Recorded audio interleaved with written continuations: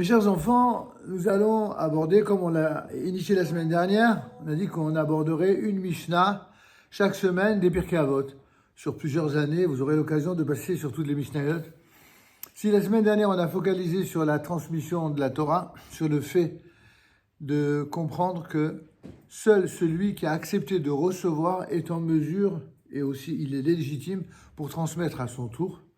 Il en est ainsi de la première Mishnah du deuxième Pérec, dans lequel il est dit que Rabbi disait, c'est qui celui qu'on appelle Rabbi? C'est Rabbi Yehuda Hanassi, le principal rédacteur de la Mishnah, qu'on appelait également Rabbi Yehuda Hanassi, donc Rabbi Judas le Prince, ou Rabbeinu Akadosh, notre maître le Saint, mais plus connu dans la Mishnah sous le nom de Rabbi.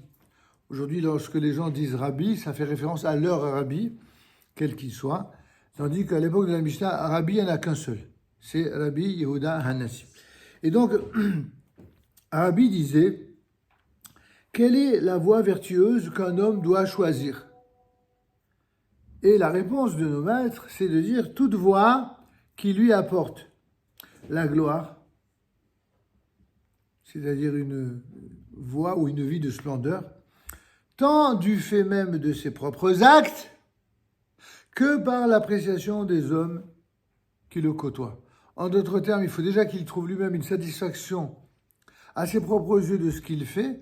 Bien sûr, on regarde ce que la Torah et les maîtres d'Israël enseignent, mais aussi ce que les hommes qui le côtoient sont capables d'apprécier. Il y a des gens qui disent « Moi, ce que les autres pensent, je m'en fiche ». Ça, c'est pas une vision juive. Il y a des gens qui disent « Ce qui compte, c'est les autres ». Mais Dieu, finalement, ça, on s'arrange toujours avec lui. Ça aussi, c'est pas une bonne attitude. L'attitude idéale à laquelle fait référence ici Rabbi Yehuda Hanassi, c'est que non seulement on doit être le plus près de la volonté d'Hachem, comme on l'a vu dans une autre Mishnah, et donc on doit être satisfait de cela, mais également que le regard des autres soit un regard qui permette en quelque sorte de contrôler cela et de vérifier qu'il s'agit bien de cela. En effet, nous dit le Barthénora la chose suivante. Il complète la question avec son commentaire en disant quelle est donc la voie vertueuse qu'un homme doit choisir, c'est-à-dire qu'il doit choisir pour guider sa vie, pour que sa vie, elle ait un éclairage, exactement comme quelqu'un qui déploie ses choix dans l'existence. Quand quelqu'un qui marche dans la rue, il a besoin d'un lampadaire qui l'éclaire. Eh bien, cet éclairage, c'est bien sûr la Torah, c'est les mitzvot. Et donc, on nous dit de façon précise, toute voie qui lui apporte la gloire, tant du fait même de ses propres actes que par l'appréciation des hommes qui le côtoient. C'est-à-dire, nous dit Barthénora, que cette voie doit lui être bénéfique. Il doit vérifier que cette voie-là, elle amène à quelque chose dans sa vie. Il y a des gens qui passent leur temps à se planter, à ne commettre tout le temps que des erreurs, parce qu'ils n'en font qu'à leur tête. Alors on dit non. Il faut qu'ils voient que cette voie, elle est bénéfique, et permettre en même temps, nous dit Barthénora, aux hommes qui le côtoient, de l'apprécier. Maintenant, ceci sera le cas lorsque, dans la conduite de chacune des facettes de son comportement, il empruntera la voie médiane. Cette voie médiane dont un de nos plus grands maîtres, le Rambam, on a fait quasiment tout un livre avec le fameux Shmona Aprakim, en introduction au Pirkei Avot, le Shmona Aprakim du Rambam, le traité des 8 chapitres, vient nous enseigner, il n'y a pas que là-bas d'ailleurs, dans le Sefer Hamadar aussi, on nous apprend qu'est-ce que c'est que cette voie médiane, c'est quoi le juste milieu, c'est quoi cette voie royale qui consiste à viser une vie équilibrée qui soit le rejet de tous les excès, de tous les extrêmes, de tous les extrémismes, dirions-nous, en termes d'aujourd'hui. Et donc, sans dévier vers l'un des deux extrêmes. En effet, s'il est trop avare, c'est-à-dire radin, cela lui apportera une gloire personnelle, peut-être, car il accumulera beaucoup d'argent et il va s'enrichir, sauf que voilà, les hommes qui le côtoient ne le glorifieront pas pour ce comportement. Les gens n'aiment pas les gens radins, et ils ont raison, car ils n'obtiendront rien de lui et ils seront déçus. À l'inverse, il est dispendieux, prodigue, c'est-à-dire que C'est le contraire de radin. Il jette son argent par les fenêtres. Et les hommes qui le côtoient recevront beaucoup d'argent, certes, de lui, et même le glorifieront pour cela. Mais ses propres actes ne lui apporteront pas de gloire personnelle. Il va donner son argent, il va donner sans arrêt, et finalement il sera déçu de tout le monde. Il aura toujours l'impression que les autres lui doivent quelque chose et qu'ils sont incapables de l'apprécier. Donc il sera déçu. Et donc, ni ne lui seront bénéfiques ses actions, car il risque de s'appauvrir au passage, ni même il va être déçu du comportement des autres. Par contre, un comportement qui est tout simplement généreux, c'est ça le juste milieu. Le juste milieu, c'est être ni avare, ni jeter son argent par les fenêtres. Si il est généreux, eh bien cette générosité qui constitue la voie médiane entre l'avarice et le gaspillage, eh bien c'est précisément celui qui, d'une part, lui apportera la gloire du fait même de ses propres actes, car il gardera de l'argent pour lui-même, sans le distribuer d'une manière outrancière, outre mesure, et lui apportera d'autre part la gloire par l'appréciation des hommes qui le côtoient, car les gens le glorifieront parce qu'il donne en fonction de ce qui est la norme, c'est-à-dire la générosité. Il en est de même pour tous les autres domaines où un homme doit mesurer son comportement. D'accord? Ça, c'est ce que disait le début de la Mishnah. Il est dit dans la suite de la Mishnah, sois attentif à accomplir un commandement léger, entre guillemets, c'est-à-dire qui semble facile à accomplir, autant qu'un commandement qui est plus dur, plus sévère, car tu ne connais pas le salaire des mitzvot. Tu ne connais pas le salaire, la récompense qui sera attribuée à chaque commandement. Mesure la perte financière ou même en temps occasionnée par l'accomplissement d'un commandement par rapport au salaire, qui est un salaire cette fois-ci plus spirituel, qui est lié à sa réalisation, ainsi que le bénéfice que procure la réalisation d'une transgression par rapport à la perte qu'elle provoque dans le monde futur. Vous comprenez ce que je veux dire en d'autres termes? Regarde qu'est-ce que tu gagnes et qu'est-ce que tu perds à chaque fois que tu respectes un commandement ou que tu le transgresses. C'est ce que dit aussi Barthénora,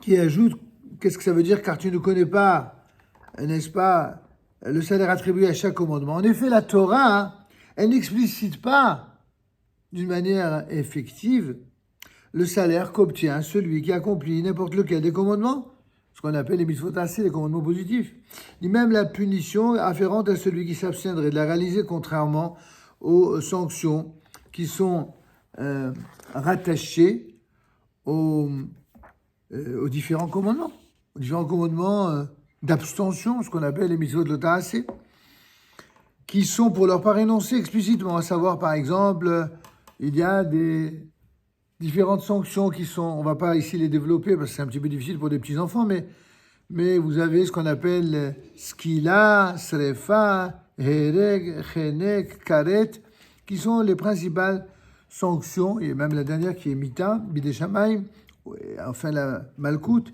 Il y a, rappelle Barthénora, 7 sanctions qui sont prévues par la Torah et les sages.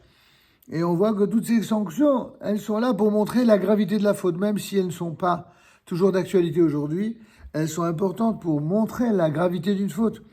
Donc il apparaît qu'une faible sanction accompagne la transgression d'un commandement apparemment léger, tandis qu'une sanction sévère va accompagner la transgression d'un commandement grave. Vous comprenez donc que, puisqu'on ne connaît pas les conséquences d'une faute, qu'est-ce qu'elles vont entraîner sur sa vie, sur la vie de ses proches, sur la vie de tous ceux qui nous entourent, alors il faut être vigilant et veiller à respecter tous les commandements de façon égale.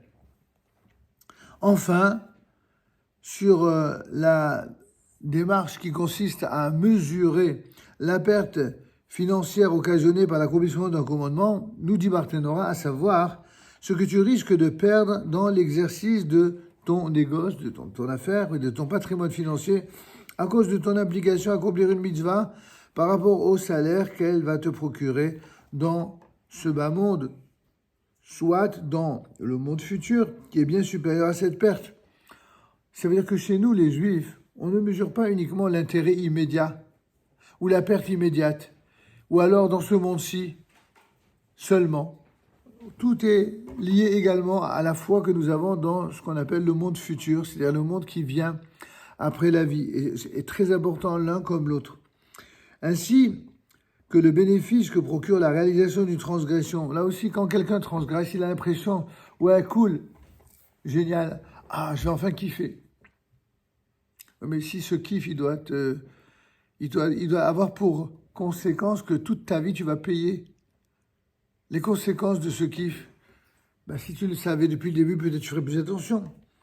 La satisfaction que tu peux tirer de la réalisation, nous dit Barthénora, la satisfaction que tu peux tirer de la réalisation d'une transgression par rapport à la perte qu'elle te causera à l'avenir, c'est-à-dire dans le monde futur. Souvenez-vous, mes enfants, que, en fait, tout ce que nous faisons dans cette vie, il existe une famille de mitzvot très précise où celui qui les accomplit en est bénéficiaire aussi bien dans ce monde que dans le monde futur. Comme par exemple le fait de se lever tôt le matin à la synagogue, le fait d'être de ceux qui sont toujours là pour faire le bien, pour faire le shalom entre un homme et sa femme, mais aussi entre un homme et son prochain, le fait de le fait de recevoir à sa table, de respecter les lois de l'hospitalité. Et puis Cholim également, le fait de visiter les malades. Il y a tout un tas de mitzvot précises, mais il existe une mitzvah, le respect des parents bien sûr. Il y a une mitzvah qui équivaut vraiment à toutes ces mitzvot réunies, c'est l'étude et l'enseignement de la Torah équivaut à toutes ces mitzvot. Donc celui qui veut avoir des brachot et dans ce monde et dans le monde futur, il étudie sans arrêt la Torah. Il aura la bénédiction et dans ce monde et dans le monde futur. Mais ça ne veut pas dire que la bénédiction n'est pas accompagnée d'épreuves.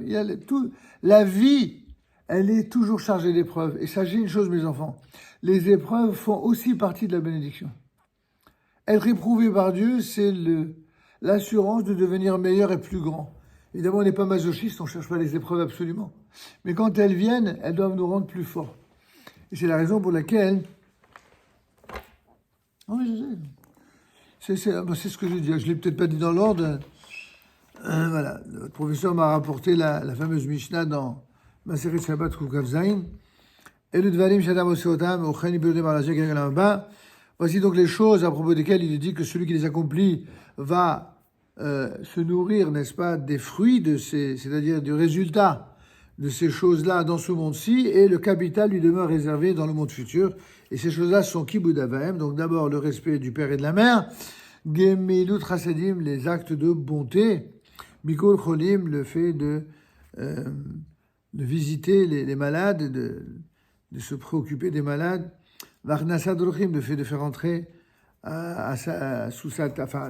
autour de sa table et à l'intérieur de sa maison les invités. Ashkavad ben Akessé, le fait de se lever tôt le matin. Va'avad Shalom ben Ram Lachavero, le fait de contribuer à amener la paix entre un homme et son prochain, ainsi qu'entre un homme et son épouse. V'Talmud Torah, et donc l'étude et l'enseignement de la Torah équivaut à tout ça. On l'avait dit peut-être dans le désordre, mais donc ça c'est une sorte de club fermé des mitzvot très précises qui comptent double. Ou encore une fois, on est gagnant dans ce monde-ci et dans l'autre monde. Pourquoi on précise ça ici dans cette Mishnah? Pour une raison simple.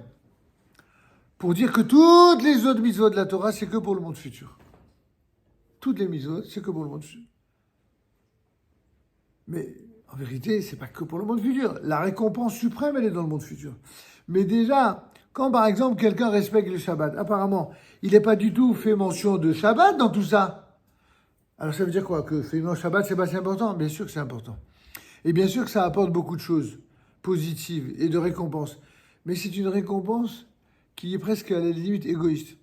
Quand quelqu'un, par exemple, vit le Shabbat comme il faut, à part le fait qu'il respecte Dieu et sa Torah, vous savez qu'est-ce qui se passe quand il respecte le Shabbat comme il faut? Il se remplit de Torah le Shabbat plus que les autres jours de la semaine. Et ainsi, il se dote de force colossale pour toute la vie. Et à part cela, il a une véritable vie de famille. Ceux qui ne respectent pas le Shabbat, mais leur vie est un enfer. Ils n'ont même pas de vie de famille. Toute la semaine, ils sont en train de courir. Les parents au boulot, les enfants à l'école. Quand est-ce qu'ils se voient?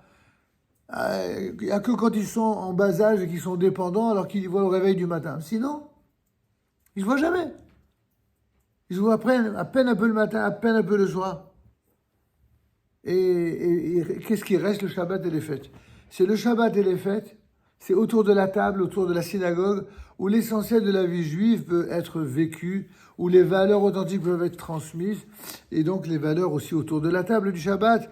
On l'a vu aussi récemment pour la fête de Pessah, et ainsi pour toutes les fêtes juives. Tout, le principal de ces univers sont autour de la table, autour de la synagogue, autour du Beth Midrash, autour de ce qui permet de vivre une vie qui soit vraiment une vie chargée de bonheur, qui soit remplie de véritables plats et pas remplie de vide. Il y en a d'autres qui malheureusement tournent le dos à tout ça. Ils ne se rendent même pas compte dans leur inconscience que leur vie n'est pas une vie. Alors c'est pour ça qu'on nous dit ici, rappelez-vous que tout ça c'est lié à la première question. Quelle est donc la vie idéale, la voie idéale qui doit guider son existence? Et donc la réponse, on l'a donnée. Enfin, ça, on termine cette Mishnah par la dernière recommandation. C'est une sorte de mise en condition pratique de tout ce qui a précédé, à savoir, Istakel Bishusha Devarim. Regarde dans le sens ici, médite. Médite 3 choses et tu n'en viendras pas à commettre de transgression. C'est quoi ces 3 choses? Ça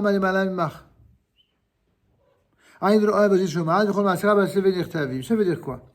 Observe 3 choses et tu n'en viendras pas à la transgression. Premièrement, sache qui est au-dessus de toi.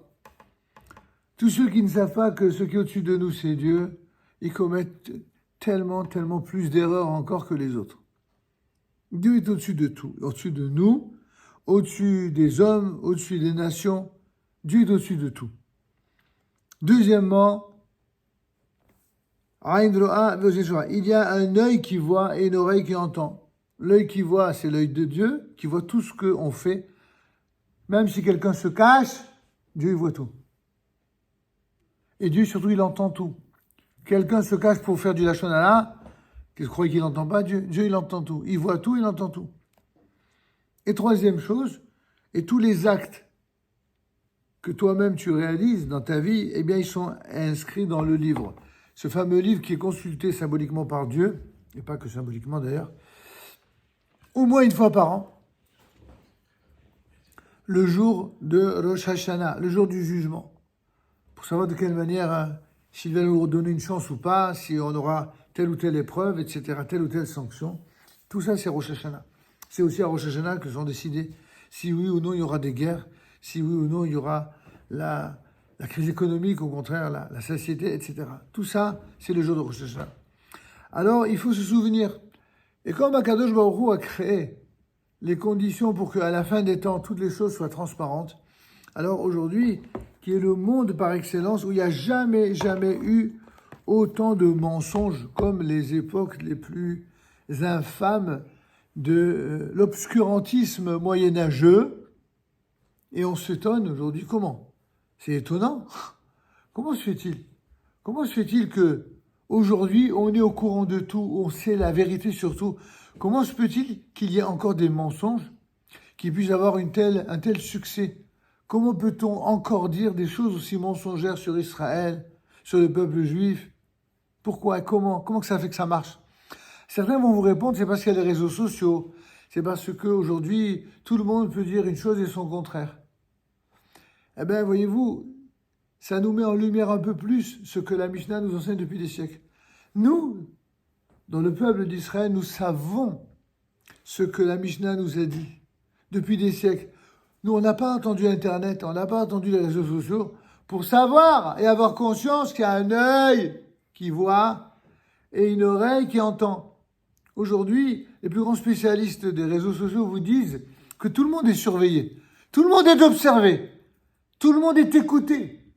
Peut-être pas par tout le monde, mais en tout cas par des milliers de personnes. Et des milliers de personnes, sans parler des hackers qui sont des malades mentaux, qui dont le plaisir dans la jouissance, c'est de piéger les gens. Et de faire des choses terribles, même monstrueuses, en utilisant ces réseaux-là. C'est pour ça qu'il faut être très prudent, très vigilant. Il ne faut pas les utiliser, surtout quand on est enfant, et même quand on est adulte. Il faut faire très, très attention. J'en profite pour rappeler qu'il existe aujourd'hui le moyen de mettre ce qu'on appelle des filtres cachers, pour éviter d'être agressé Et on a beau mettre les filtres, ça ne protège même pas toujours. Donc c'est quoi la plus grande protection? La plus grande protection, c'est la retenue. C'est de savoir qu'il y a un œil qui voit tout, une oreille qui entend tout. Et en fin de compte, ça, c'est plus important que tout pour apprendre à avoir un comportement le plus exemplaire possible. Comme je l'ai dit tout récemment, pour être le plus exemplaire possible, il faut vivre dans la Kedusha, dans la sainteté. Et vivre dans la sainteté, c'est vivre au sein d'une société, mais en étant séparé de la faute. Toutes les fautes possibles, imaginables, c'est cela notre devoir d'étude et de comportement idéal de Torah. C'est ça chez Abod Lo Adam, c'est cela qu'on doit choisir comme voie idéale.